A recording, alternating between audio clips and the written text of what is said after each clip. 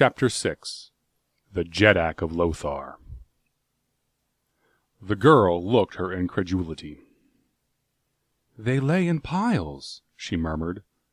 "There were thousands of them but a minute ago." "And now," continued Carthoris, "there remain but the banths and the carcasses of the green men." "They must have sent forth and carried the dead bowmen away while we were talking," said the girl. "It is impossible," replied Carthoris. "Thousands of dead lay there upon the field but a moment since. It would have required many hours to have removed them. The thing is uncanny." "I had hoped," said Thuvia, "that we might find an asylum with these fair-skinned people. Notwithstanding their valor upon the field of battle, they did not strike me as a ferocious or warlike people. I had been about to suggest that we seek entrance to the city, but now I scarce know if I care to venture among people whose dead vanish into thin air." "Let us chance it," replied Carthoris. "We can be no worse off within their walls than without. Here we may fall prey to the banths, or the no less fierce Torcasians. There, at least, we shall find beings molded after our own images. All that causes me to hesitate," he added, "is the danger of taking you past so many banths. A single sword would scarce prevail, were even a couple of them to charge simultaneously." "Do not fear on that score," replied the girl, smiling. "The banths will not harm us." As she spoke, she descended from the platform, and with Carthoris at her side, stepped fearlessly out upon the bloody field in the direction of the walled city of mystery. They had advanced but a short distance when a banth, looking up from its gory feast, descried them. With an angry roar the beast walked quickly in their direction, and at the sound of its voice a score of others followed its example. Carthoris drew his longsword. The girl stole a quick glance at his face. She saw the smile upon his lips, and it was as wine to sick nerves. For even upon warlike Barsoom, where all men are brave, woman reacts quickly to quiet indifference to anger, to dare-deviltry that is without bombast. "You may return your sword," she said. "I told you that the banths would not harm us. Look!" And as she spoke, she stepped quickly toward the nearest animal. Carthoris would have leaped after her to protect her, but with a gesture she motioned him back. He heard her calling to the banths in a low, sing-song voice that was half purr. Instantly the great heads went up, and all the wicked eyes were riveted upon the figure of the girl. Then, stealthily, they commenced moving toward her. She had stopped now, and was standing waiting them. One, closer to her than the others, hesitated. She spoke to him imperiously, as a master might speak to a refractory hound.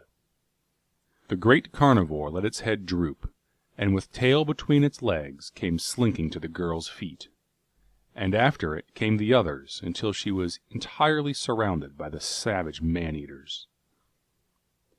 Turning, she led them to where Carthoris stood. They growled a little as they neared the man, but a few sharp words of command put them in their places. "How do you do it?" exclaimed Carthoris. "Your father once asked me that same question in the galleries of the golden cliffs within the Ots mountains, beneath the temples of the Therns.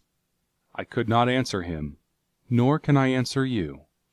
I do not know whence comes my power over them, but ever since the day that Sator Throg threw me among them in the banth pit of the holy Therns, and the great creatures fawned upon me instead of devouring me, I ever have had the same strange power over them. They come at my call and do my bidding, even as the faithful Woola does the bidding of your mighty sire." With a word the girl dispersed the fierce pack. Roaring, they returned to their interrupted feast, while Carthoris and Thuvia passed among them toward the walled city. As they advanced, the man looked with wonder upon the dead bodies of those of the green men that had not been devoured or mauled by the banths. He called the girl's attention to them. No arrows protruded from the great carcasses. Nowhere upon any of them was the sign of mortal wound, nor even slightest scratch or abrasion. Before the bowmen's dead had disappeared, the corpses of the Torcasians had bristled with the deadly arrows of their foes. Where had the slender messengers of death departed? What unseen hand had plucked them from the bodies of the slain? Despite himself, Carthoris could scarce repress a shudder of apprehension as he glanced toward the silent city before them. No longer was sign of life visible upon wall or rooftop. All was quiet, brooding, ominous quiet. Yet he was sure that eyes watched them from somewhere behind that blank wall. He glanced at Thuvia. She was advancing with wide eyes fixed upon the city gate. He looked in the direction of her gaze, but saw nothing. His gaze upon her seemed to arouse her as from a lethargy. She glanced up at him, a quick, brave smile touching her lips, and then, as though the act was involuntary, she came close to his side and placed one of her hands in his. He guessed that something within her that was beyond her conscious control was appealing to him for protection. He threw an arm about her, and thus they crossed the field. She did not draw away from him. It is doubtful that she realized that his arm was there, so engrossed was she in the mystery of the strange city before them. They stopped before the gate. It was a mighty thing. From its construction, Carthoris could but dimly speculate upon its unthinkable antiquity. It was circular, closing a circular aperture, and the Heliumite knew from his study of ancient Barsoomian architecture that it rolled to one side, like a huge wheel, into an aperture in the wall. Even such old-world cities as ancient Anthor were as yet undreamed of when the races lived that built such gates as these. As he stood speculating upon the identity of this forgotten city, a voice spoke to them from above. Both looked up. There, leaning over the edge of the high wall, was a man. His hair was auburn, his skin fair, fairer even than that of John Carter, the Virginian. His forehead was high, his eyes large and intelligent. The language that he used was intelligible to the two below, yet there was a marked difference between it and their Barsoomian tongue. "Who are you?" he asked, "and what do you here before the gate of Lothar?" "We are friends," replied Carthoris. "This is the princess, Thuvia of Parth, who was captured by the Torcasian horde. I am Carthoris of Helium, prince of the house of Tardos Moors, Jeddak of Helium, and son of John Carter, warlord of Mars, and of his wife, Dejah Thoris." "Parth?" repeated the man. "Helium?" He shook his head. "I never heard of these strange places, nor did I know that there dwelt upon Barsoom a race of thy strange color. Where may these cities lie, of which you speak? From our loftiest tower we have never seen another city than Lothar." Carthoris pointed toward the northeast. "In that direction lie Helium and Parth," he said. "Helium is over 800,000 haads from Lothar, while Parth lies 9,500 haads northeast of Helium." Footnote: On Barsoom, the ad is the basis of linear measurement. It is the equivalent of an earthly foot, measuring about 11.694 earth inches. As has been my custom in the past, I have generally translated Barsoomian symbols of time, distance, etc., into their earthly equivalent, as being more easily understood by earth readers. For those of a more studious turn of mind, it may be interesting to know the Martian table of linear measurement, and so I give it here. 10 sophads equals 1 ad. 200 ads equals 1 had.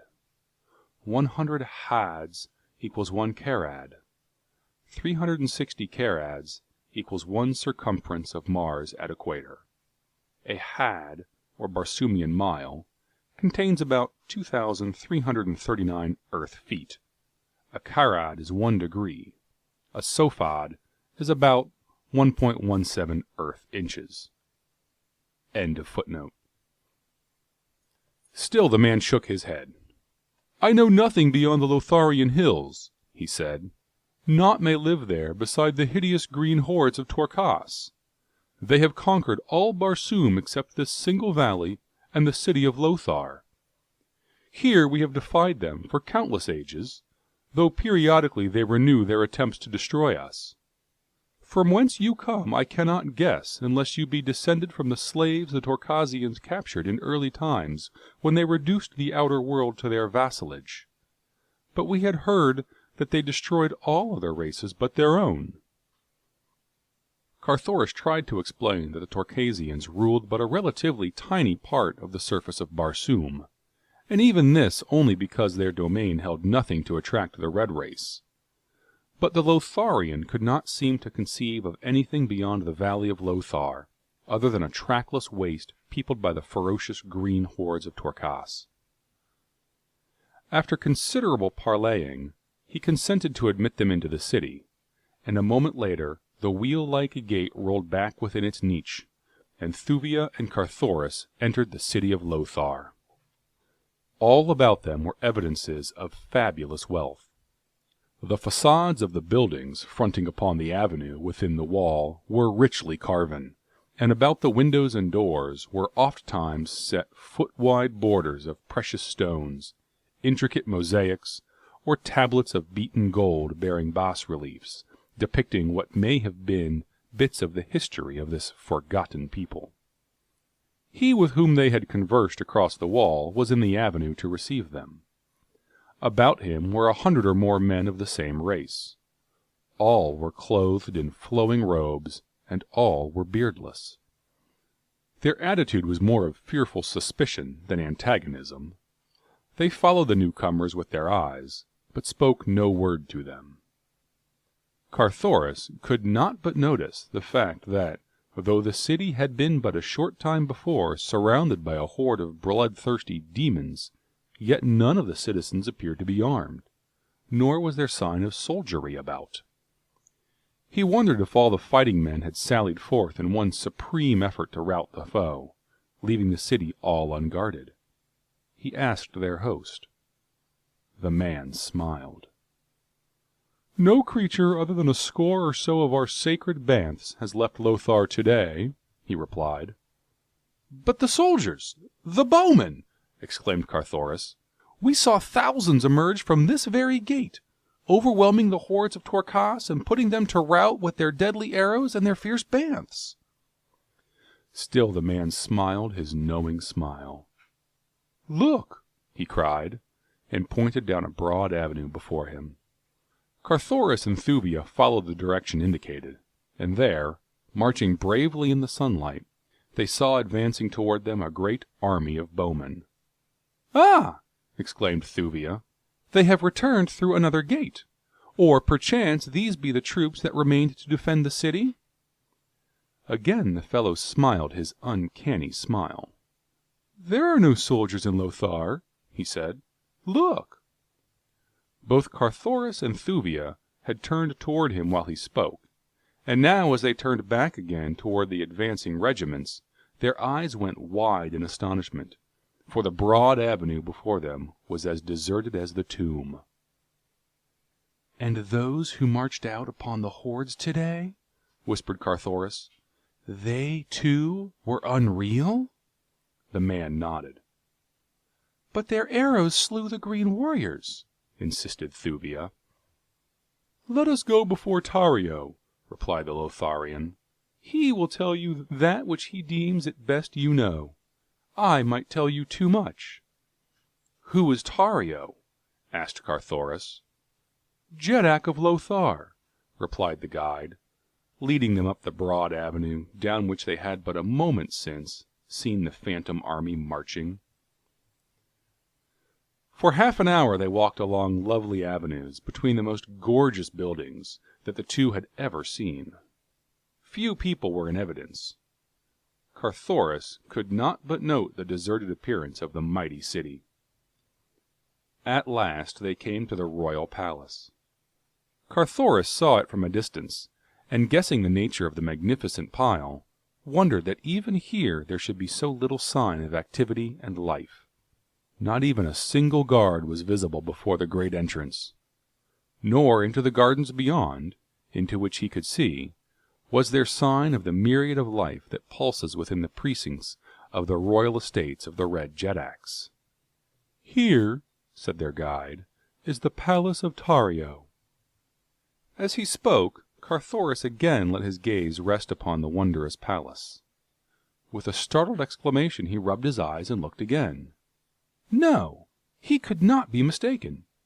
Before the massive gate stood a score of sentries. Within, the avenue leading to the main building was lined on either side by ranks of bowmen. The gardens were dotted with officers and soldiers moving quickly to and fro, as though bent upon the duties of the minute. What manner of people were these who could conjure an army out of thin air? He glanced at Thuvia. She, too, evidently, had witnessed the transformation. With a little shudder, she pressed more closely toward him. "What do you make of it?" she whispered. "It is most uncanny." "I cannot account for it," replied Carthoris, "unless we have gone mad." Carthoris turned quickly toward the Lotharian. The fellow was smiling broadly. "I thought that you just said there were no soldiers in Lothar," said the Heliumite, with a gesture toward the guardsmen. "What are these?" "Ask Tario," replied the other. "We shall soon be before him." Nor was it long before they entered a lofty chamber, at one end of which a man reclined upon a rich couch that stood upon a high dais. As the trio approached, the man turned dreamy eyes sleepily upon them. 20 feet from the dais, their conductor halted, and, whispering to Thuvia and Carthoris to follow his example, threw himself headlong to the floor. Then, rising to hands and knees, he commenced crawling toward the foot of the throne, swinging his head to and fro, and wiggling his body as you have seen a hound do when approaching its master. Thuvia glanced quickly toward Carthoris. He was standing erect, with high-held head and arms folded across his broad chest. A haughty smile curved his lips. The man upon the dais was eyeing him intently, and Carthoris of Helium was looking straight in the other's face. "Who be these, Jav?" asked the man of him who crawled upon his belly along the floor. "O Tario, most glorious Jeddak," replied Jav, "these be strangers who came with the hordes of Torkas to our gates, saying that they were prisoners of the Green Man. They tell strange tales of cities far beyond Lothar." "Arise, Jav," commanded Tario, "and ask these two why they show not to Tario the respect that is his due." Jav arose and faced the strangers. At sight of their erect positions, his face went livid. He leaped toward them. "Creatures!" he screamed. "Down! Down upon your bellies before the last of the Jeddaks of Barsoom!" End of chapter 6. A single sword would scarce prevail, were even a couple of them to charge simultaneously.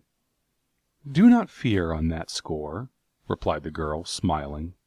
"The Banths will not harm us." As she spoke, she descended from the platform, and with Carthoris at her side, stepped fearlessly out upon the bloody field in the direction of the walled city of mystery. They had advanced but a short distance when a Banth, looking up from its gory feast, descried them. Replied Carthoris, "Thousands of dead lay there upon the field but a moment since. It would have required many hours to have removed them. The thing is uncanny." "I had hoped," said Thuvia, "that we might find an asylum with these fair-skinned people. Notwithstanding their valor upon the field of battle, They did not strike me as a ferocious or warlike people. I had been about to suggest that we seek entrance to the city, but now I... Chapter 6. The Jeddak of Lothar. The girl looked her incredulity. "They lay in piles," she murmured. "There were thousands of them but a minute ago." "And now," continued Carthoris, "there remain but the banths and the carcasses of the green men." "They must have sent forth and carried the dead bowmen away while we were talking," said the girl. "It is impossible!" With an angry roar the beast walked quickly in their direction, and at the sound of its voice a score of others followed its example. Carthoris drew his longsword. The girl stole a quick glance at his face. She saw the smile upon his lips, and it was as wine to sick nerves.